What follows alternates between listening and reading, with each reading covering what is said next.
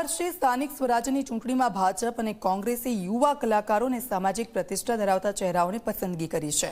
અમદાવાદના વિરાટનગરથી 29 વર્ષીય પાયલ લિંબાચિયાને કોંગ્રેસે ટિકિટ આપી છે, તો પાયલ લિંબાચિયા અભિનેત્રી તરીકે કામ કરે છે। પાયલ પરિવારમાંથી કોઈ પણ રાજકારણમાં ન હોવા છતાં પણ કોંગ્રેસે તેમને ટિકિટ આપી છે। પાયલ લિંબાચિયાએ ચૂંટણીમાં જીતનો દાવો કર્યો છે, કહ્યું કે મારા વિસ્તારમાં પ્રાથમિક સુવિધાઓને લઈને કોઈ જ કામગીરી થઈ નથી। એક વખત બનાવેલો રોડ બીજા દિવસે તોડી દેવામાં આવે છે। વિસ્તારના લોકો ભાજપથી કંટાળી ગયા છે।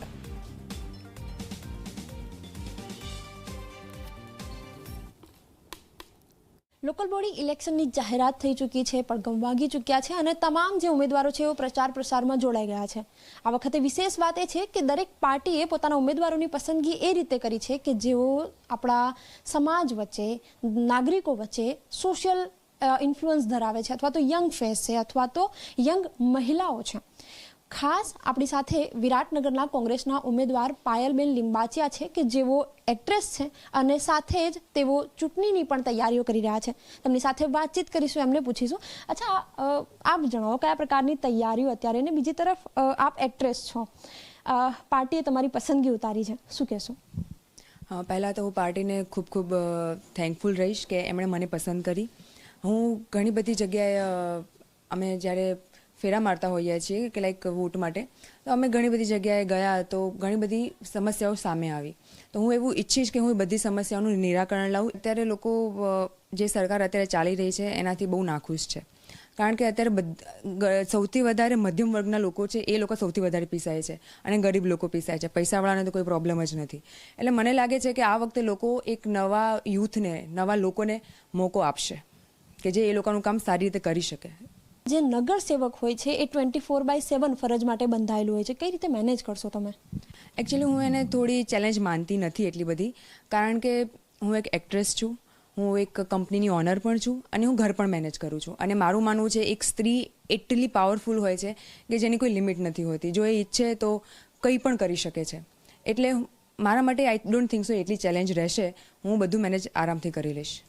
કયા કયા પ્રશ્નો તમને એવું લાગે છે કે જે મનપાએ કામગીરી કરવી જોઈએ અને કામગીરી નથી થઈ?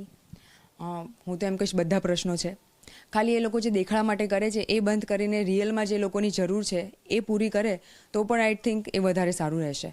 હવે જેમ કે ડ્રેનેજ સિસ્ટમ છે એ પણ બહુ ખરાબ છે, ગંદુ પાણી આવે છે, રસ્તાઓ ખરાબ છે, ગવર્મેન્ટ સ્કૂલ્સ છે તો એમાં બરાબર નથી ચાલતી। હવે તમે પ્રાઇવેટ સ્કૂલમાં જાઓ તો એટલું મોંઘું છે કે એ કોઈ અફોર્ડ નથી કરી શકતું। એટલે લાઈક એન્ડ મીટ કરવો હોય તો ભાઈ પૈસા ક્યાંથી ભેગા કરવા એ બધાને વિચારવું પડતું હોય છે। હવે અને એમાં પણ જેવી રીતે નાના નાના કોઈ પણ કામ હોય તેના માટે અધિકારીઓ પાસે દોડા કરાવડાવો, અમુક લોકોને પૈસા ખવડાવો, ત્યારે એ લોકોના કામ થતા હોય છે। પણ મારી ઈચ્છા છે કે આ બધી વસ્તુ ન થાય। આપના પરિવારમાંથી કોઈ પોલિટિકલ પાર્ટી સાથે જોડાયેલું નથી, શું લાગે છે કે કયા કારણોસર કોંગ્રેસે તમારી પસંદગી કરી? મને લાગે છે કે કોંગ્રેસ આ વખતે યુથને પ્રમોટ કરવા માંગે છે, કારણ કે અત્યારે 65% જેવું યુથ છે। હવે જો યુથ લોકોના કામમાં આવશે તો ઇન ફ્યુચર એ લોકોને પણ ખબર પડશે કે શું ચાલી રહ્યું છે, કેવી રીતે શું કરી શકે છે, અને નવા યુથ પાસે નવા વિચારો હોય છે।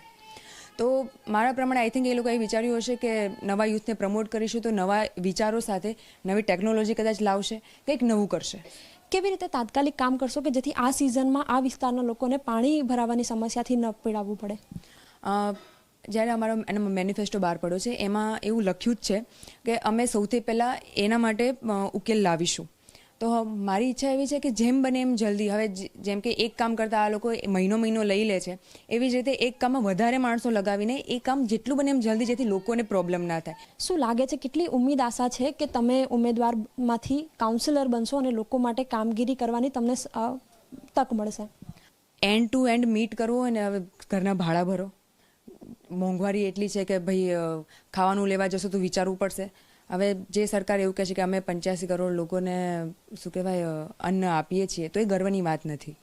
રોજગારીની તક, જેમ કે જ્યારે કોંગ્રેસ સરકાર હતી તો એ લોકોએ એટલા બધા ગવર્મેન્ટ વસ્તુઓ બનાવી છે કે જેના કારણે પહેલાં આરામથી રોજગારી મળી રહેતી હતી। પહેલાં કોઈ પણ એક જણ વ્યક્તિ કમાય તો પણ ઘરના બધા લોકો જમી શકતા હતા, એ પણ આરામથી રહી શકતા હતા। અત્યારે ઘરના ઉઠે બધા કમાય છે તો પણ ઘર ચલાવવું બહુ મુશ્કેલ પડી જાય છે, તો પણ કોઈની પાસે ટાઈમ રહેતો નથી। આવી બધી ઘણી બધી પ્રોબ્લેમ્સ છે। બિલકુલ। તો પાયલ લિંબાચિયા કે જે યંગ ફેસ છે, ખાસ મહિલા તરીકે તેમની વિચારધારા ખૂબ આધુનિક ટેકનોલોજી સાથે તેઓ વધારે જોડાયેલા હોય તે પ્રકારે પણ આપણને અનુભવ થયો, પરંતુ એની સાથે સાથે ઘણા પ્રશ્નો પણ એમની માટે છે કે કોંગ્રેસમાંથી તેઓ આવે છે, સાથે જ ઘણા બધા પ્રશ્નો કે જે વિરાટનગરમાં છે તેમને નિવારણ લાવવા માટે તેઓ પ્રયત્નશીલ રહેશે તે પ્રકારના દાવાઓ અત્યારે તેઓ કરી રહ્યા છે. કેમેરામેન ઉમેશ પરમાર સાથે સપના શર્મા, ઝી 24 કલાક, અમદાવાદ.